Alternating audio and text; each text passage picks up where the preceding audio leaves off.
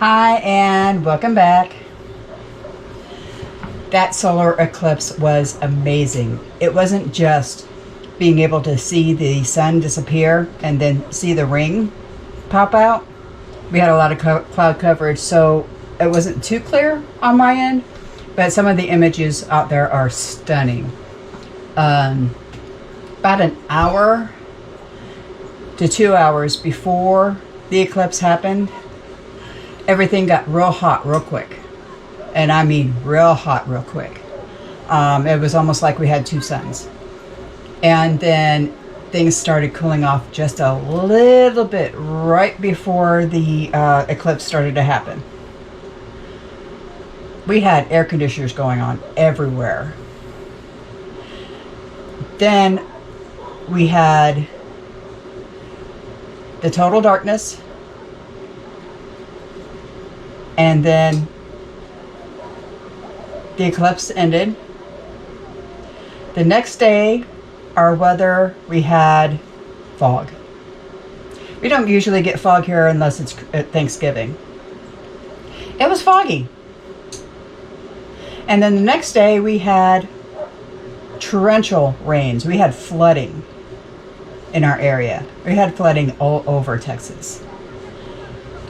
It was highly unusual for this area. And then it got to be 40 degrees. So this all happened within like 3 days of each other. And now it's 80, 90 degrees now. So yeah, that happened. So it's not just the eclipse. It's the whole entire feeling of it. It was something very unique to witness. So today we're going to go ahead and make some sweet fermented pepper sauce. You can do this with hot peppers if you wish. I am using these long red peppers. They do have a little bit of a spice to them. I forgot what they're called. I think they start with an M. I did find these on sale. And but you can use regular red bell peppers. Do the red bell peppers. Do not mix bell peppers, the colors, because number one, green bell peppers are a little bit more, they all have a different taste to it. Reds are sweeter. Greens have a little bit more of a green taste to them. And if you do mix the peppers, you're going to get a gray sauce, and nobody wants gray.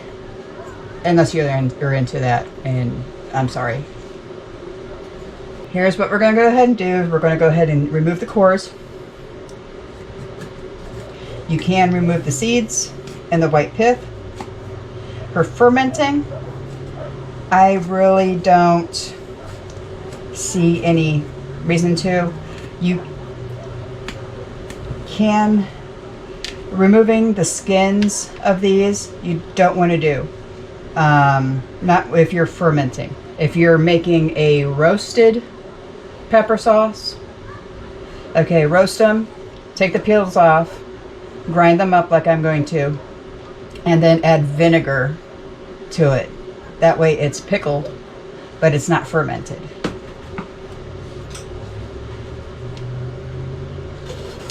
Okay, and don't forget to give your scraps to the worms. The worms are the lifeblood of the dirt.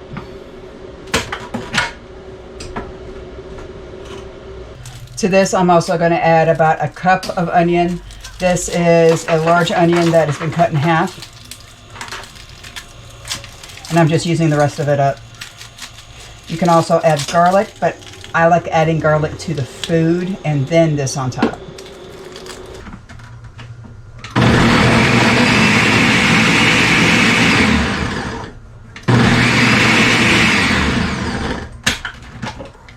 Now, if you want to add a little bit of water so it mixes a little bit better, you can.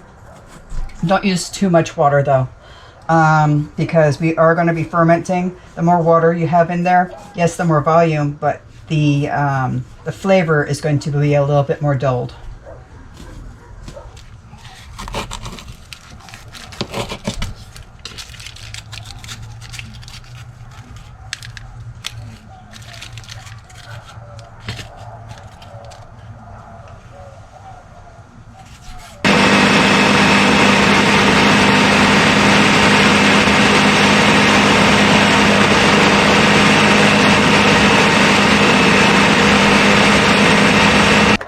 Now that we have 8 cups worth of bell pepper, we're going to put about, I want to say 2 tablespoons of sea salt. Not iodine salt, but you want sea salt. The iodide that they put in the salt to fortify it will actually spoil the ferment. So you want pure sea salt, or red mint salt, or pink salt, anything but that table salt.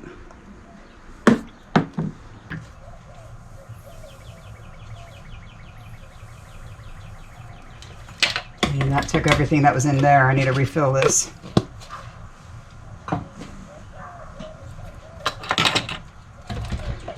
All right, spin it around a little bit more.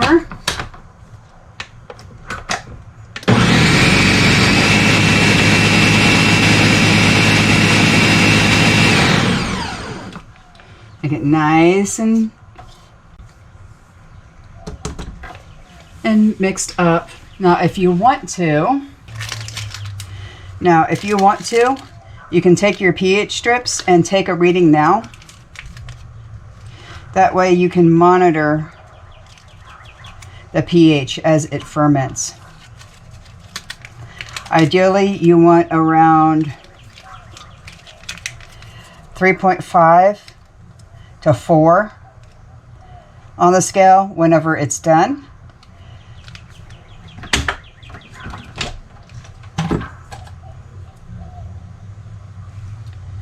And right now, let's go ahead and wait. See what this is right now. It's more like a 5 right now. I mean, it's still acidic, but you want to go a little bit further. So I'm guessing we're probably going to leave this in for a week, test it. If it's not done enough, then we'll go ahead and leave it for a few more days and test it again.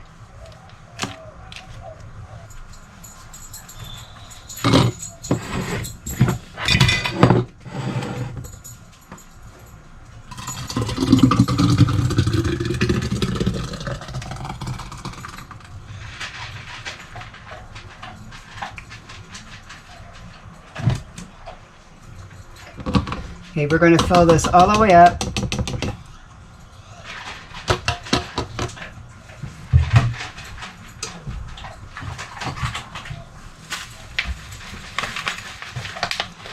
We're going to put some salt on the top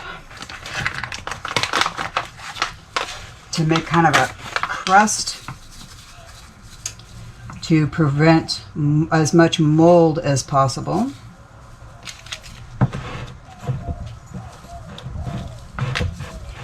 This is the reason why I only put 2 tablespoons in, because I'm going to put another 2 just on top.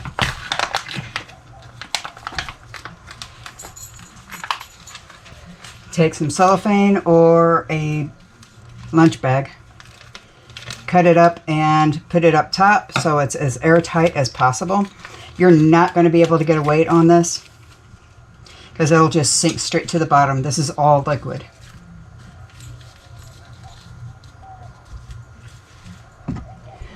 So it looks like this. Put your ferment lid on, whatever type of lid that you prefer, and then put this in a bowl. Trust me, you're going to want this in a bowl. Now, I've tried different ferment lids. I've tried the bubbler. I've tried the water lock. I've tried burping. These lids are my favorite so far. I haven't found anything else besides the traditional water lock jars, and I have one of those. I just don't have it out right now because I want to save that for something else. All right, so that is how you ferment bell peppers. It has a sweet twang to it, and it is a wonderful sauce for any type of meat Stuffed cabbage is what I'm going for. Instead of using ketchup, we're going to use this year. Now, I am going to be going on vacation here in a few days. I've got one more release before I leave. It's probably going to be another recipe. I have to think about it. I have to think about what I'm going to be making. But hopefully it'll be something that you enjoy. Or it may be something that I'm going to be doing over and over and over again every year, like I seem to be doing. Everybody and every family has traditions. Every family has their favorites, favorite foods, favorite, everything. Okay, anywhere from pickles to olives to pickled beets, sweet and sour, dill, garlic, you name it. Everybody has their own favorites, and we all do things over and over and over again. These are my favorites, and these are something that is, some of this is actually family tradition. Thank you for joining. Hope you enjoyed, and we'll see you next time.